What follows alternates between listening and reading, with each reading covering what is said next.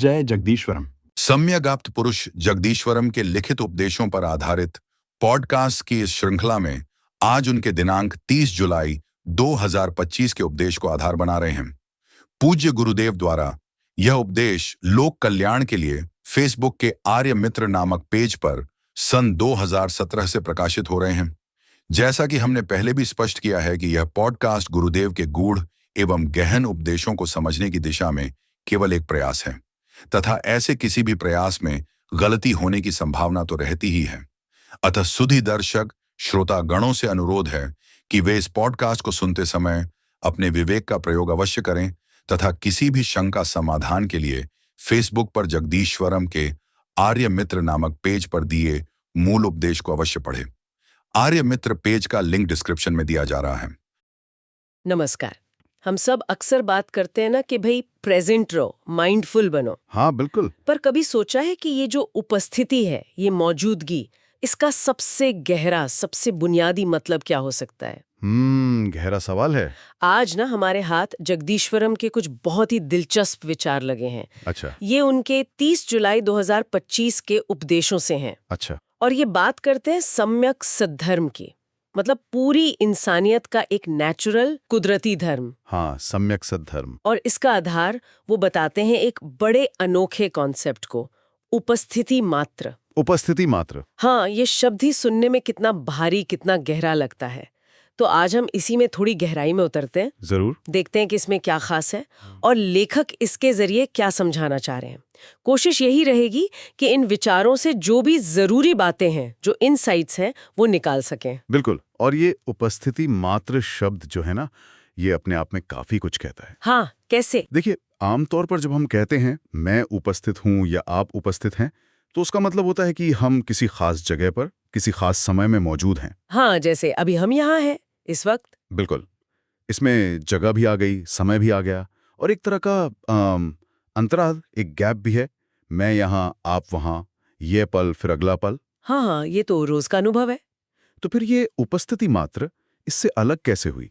लेख के हिसाब से उपस्थिति मात्र वो एकदम फंडामेंटल, वो बुनियादी मौजूदगी है जो अनादि अनंत है। उसमें कोई अंतराल, कोई गैप है ही नहीं। कोई गैप नहीं। कोई गैप नहीं। सोचिए, एक ऐसी उपस्थिति जिसमें न जगह की कोई सीमा है, न समय का कोई बंधन, न उसमें कोई गति है, न कोई क्रिया। ये इतना मौलिक है कि लेखक कहते हैं अंतराल रहित उपस्थिति मात्र पूर्णता आरोप रहित है, पूर्णता तुलना रहित है, पूर्णता उपमा रहित है। आरोप रहित, तुलना रहित, उपमा रहित, मतलब इस पर कोई लेबल नहीं लगा सकते? नहीं, इसकी किसी से तुलना नहीं कर सकते, कोई मिसाल नहीं दे सकते। ये बस है, अपने आप में संपूर्ण।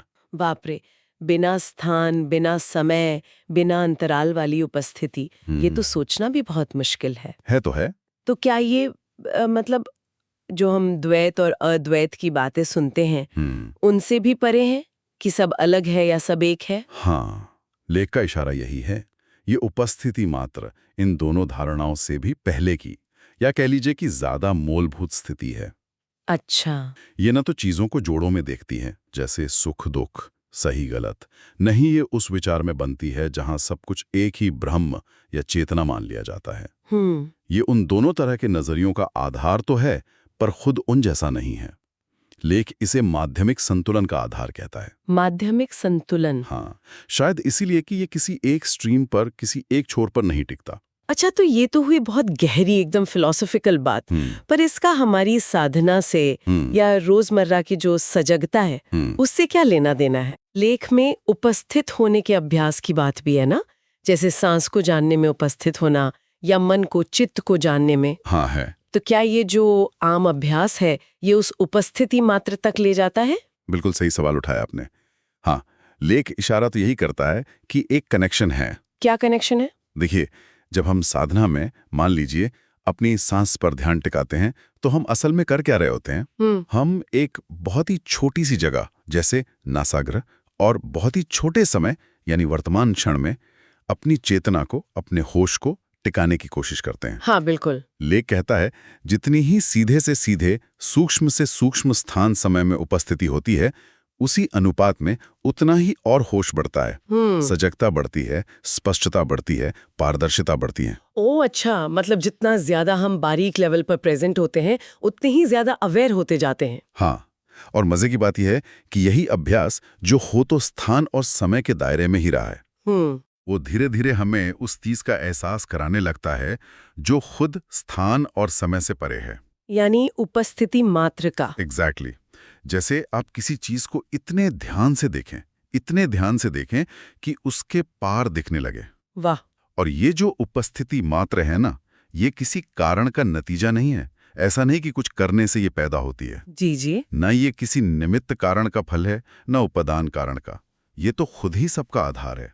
और फिर इसी आधार पर लेख ये भी कहता है कि सत्य भी सापेक्ष है। वो लाइन थी ना, जो जिस स्थान समय में जिस अर्थ में है वह उस स्थान समय में उस अर्थ में सत्य है। हाँ, जरा ये समझाएंगे इसका मतलब क्या हुआ फिर? इसका मतलब यह है कि हमारी दुनिया में, हमारे अनुभव में जो भी सच है वो किसी खास जगह, खास समय और खास मतलब के हिसाब से ही सच है, कंडीशनल है। अच्छा, जैसे ये माइक अभी हमारे लिए सच है इस कमरे में, इस रिकॉर्डिंग के संदर्भ में, लेकिन ये सच उस परम निरपेक्ष उपस्थिति मात्र के मुकाबले एक रिलेटिव सच है, सापेक्ष सच है।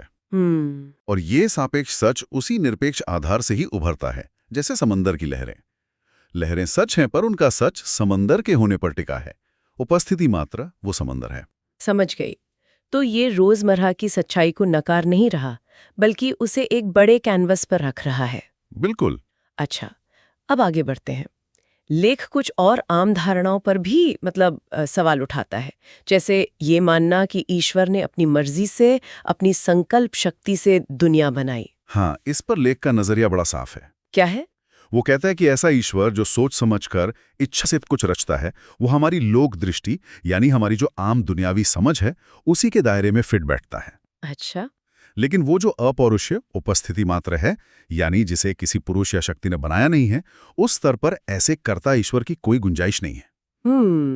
लेकिन फिर लेखक ये भी कहता है कि लोक दृष्टि और ईश्वर प्रणिधान यानी ईश्वर के प्रति समर्पण का भी अपना महत्व है। हाँ बिल्कुल, लेखक ये साफ करते हैं कि लोक दृष्टि की और ईश्वर के प्रति श्रद्धा समर्पण की अपनी जगह है, उसका अपना महत्व है, उसकी अपनी मर्यादा और उपयोगिता है।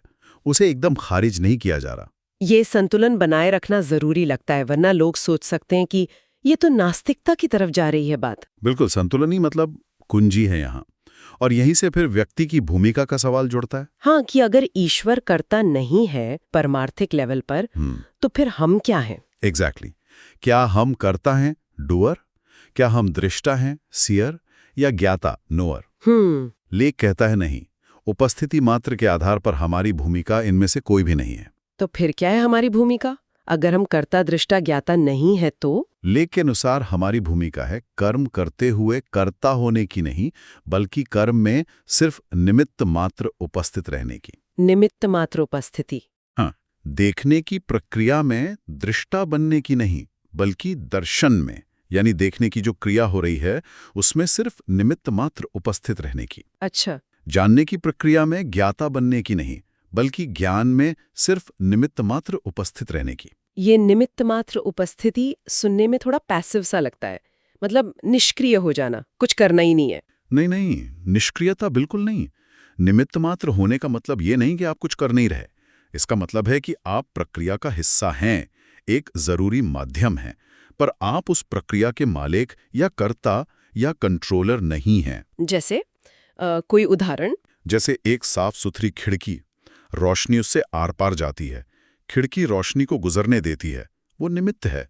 लेकिन वो खिड़की खुद रोशनी पैदा नहीं कर रही, नहीं वो रोशनी को देख रही है एक सब्जेक्ट की तरह। समझ गए। लेख कहता है कि जब आप इस तरह निमित्त मात्र होते हैं ना, तो अलग से मैं हूं कहने के लिए कोई अंतराल, कोई स्पेस ही नहीं बचता। अच्छा। वो जो मैं का भाव है, जो कर्तापन से, दृष्टापन से या ज्ञातापन से जुड़ा होता है, वो अपने आप जैसे घुल जाता है। और ये मैं हूं की भावना पर तो लेख ने काफी जोर दिया है, इसे एक तरह का भ्रम या आभास बताया है। हाँ, इसे ज्ञाता, ज्ञेय, जानने वाला और जानी जाने वाली चीज के सापेक्षिक नजरिए से पैदा होने वाला एक वर्चुअल एहसास कहा गया है। जब हम दुनिया को ऐसे बांट देते हैं कि ये मैं जानने वाला और ये दुनिया जानने लायक, तभी ये मैं हूं का भाव मजबूत होता है। अच्छा, और इसीलिए मैं कौन हूं इस सवाल को भी लेख भ्रमक मानता है। क्यों? ये तो बड़ा गहरा सवाल माना जाता है। हाँ, पर लेख का तर्क है कि इसकी खोज भी उसी मैं वाले दायरे में ही अटक कर रह जाती है।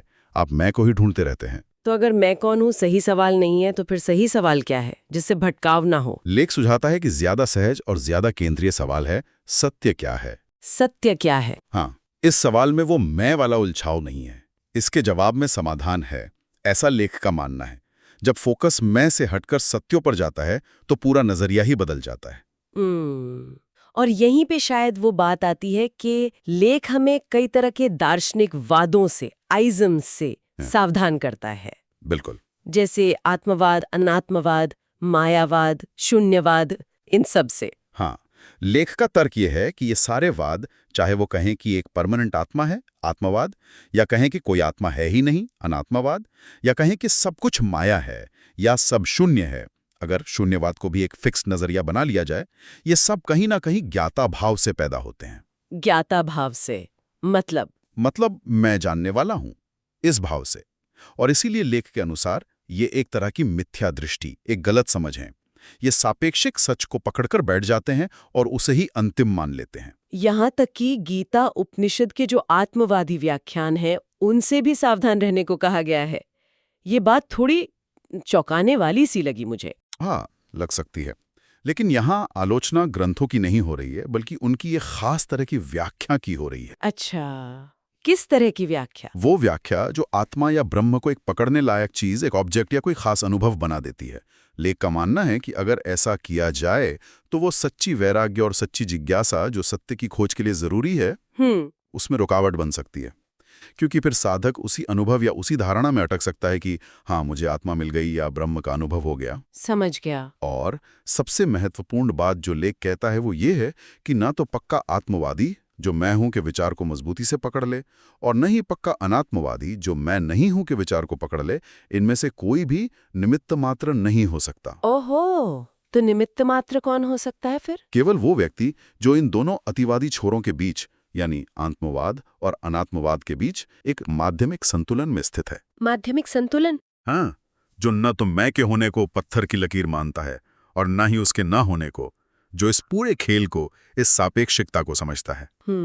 अच्छा, प्रतीत्य समुत्पाद यानी डिपेंडेंट ओरिजिनेशन के सिद्धांत का भी जिक्र है इसमें। बौद्ध दर्शन में तो ये बहुत ही सेंट्रल है। हाँ, बिल्कुल।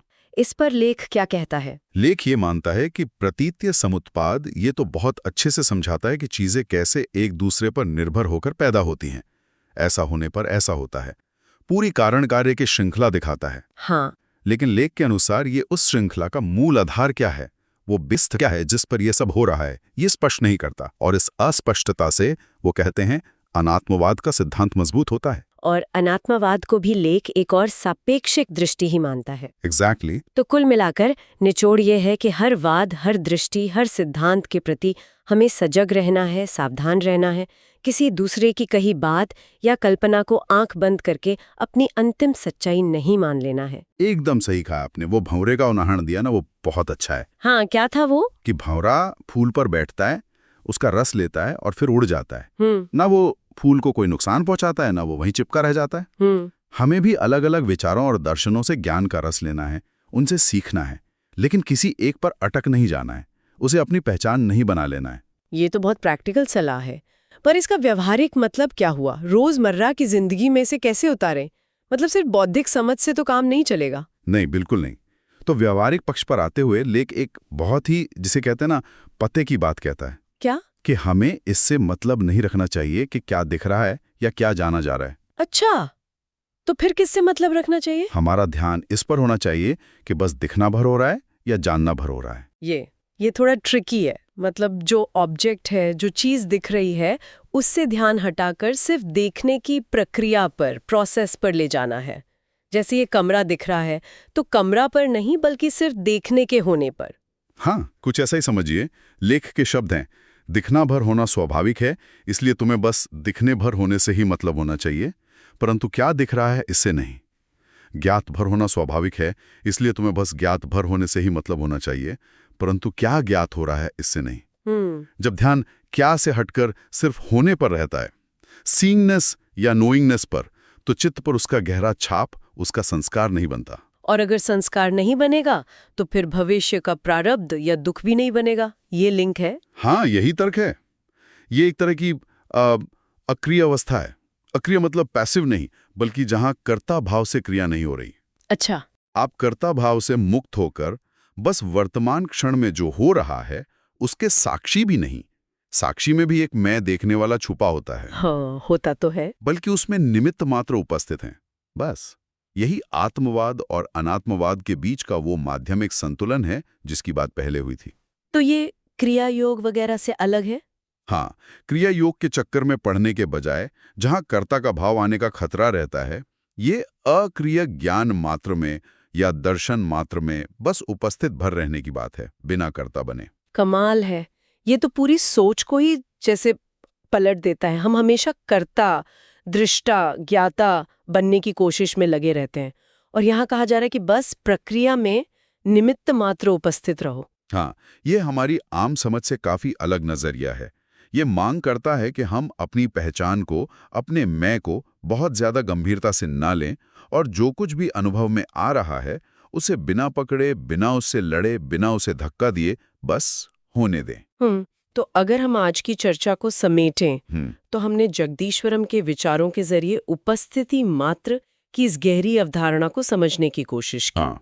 ये एक ऐसी परम फंडामेंटल, बिना अंतराल वाली मौजूदगी है जो समय, स्थान, द्वैत, अद्वैत जैसी हमारी समझ की सारी सीमाओं से परे है। बिल्कुल। और इस तक पहुंचने का या इसे समझने का रास्ता किसी वाद या सिद्धांत को पकड़ने में नहीं है, बल्कि हर वाद से सजग रहते हुए अपने अनुभव में कर्ता या दृष्टा बने बिना केवल निमित्त मात्र उपस्थित रहने के अभ्यास में है। बिल्कुल सही कहा।